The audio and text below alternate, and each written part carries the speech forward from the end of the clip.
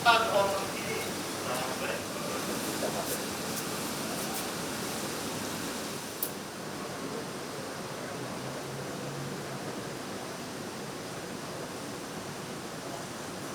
kampung perikanan budidaya. Nah, penyaluran di perikanan di sektor kur seperti kita ketahui bahwa pada tahun 2021 kita sudah Presiden minta untuk menanggulangi kemiskinan ekstrim di 35 kabupaten dan yaitu di 7 provinsi.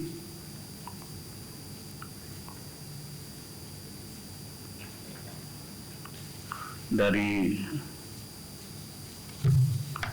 ternyata di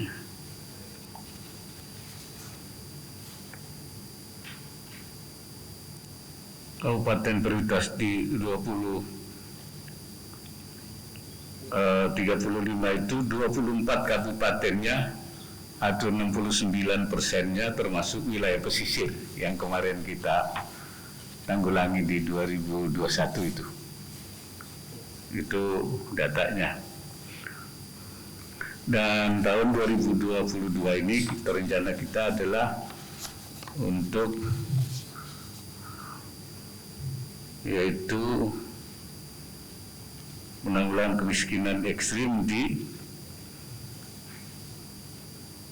214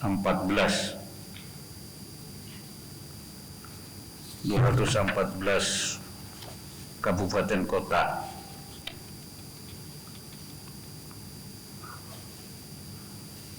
Dan ternyata di 212 kabupaten kota itu 147-nya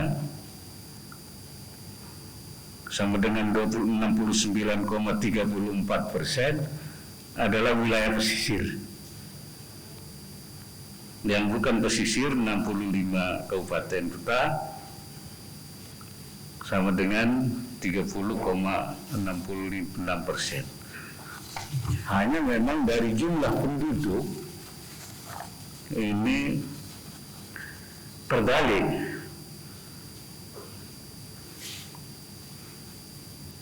Kalau di wilayah pesisir itu penduduknya ekstrimnya itu 1.297.538 sama dengan 12,48%. Bukan wilayah pesisirnya 9.103,309 sama dengan 87,5%. Jadi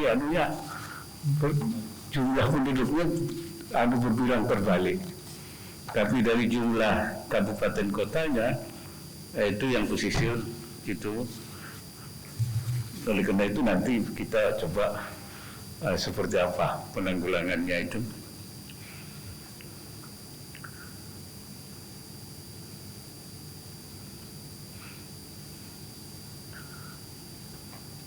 Jadi penduduknya yang berada di wilayah pesisir untuk yang 110,4 juta jiwa itu sekitar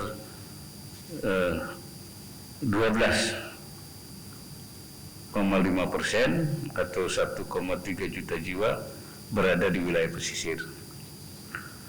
Karakteristik kelompok miskin ekstrim di wilayah pesisir ini antara lain demografi, anggota rumah tangga lebih besar dengan rata-rata umur kepala rumah tangga yang lebih produktif. Pendidikannya, kepala rumah tangga sebagian besar tidak bersekolah dan hanya lulusan SD. Perumahannya, akses sanitasi, air bersih, penerangan yang kurang memadai jika dibandingkan dengan wilayah lainnya. Kemudian ketenaga kerjaannya sebagian besar memiliki pekerjaan namun terkonsentrasi pada kelompok yang berusaha sendiri atau berusaha dengan dibantu buruh tidak tetap atau atau tidak dibayar. Infrastrukturnya juga akses sistem komunikasi, jasa pengiriman dan penanganan perlu diperbaiki.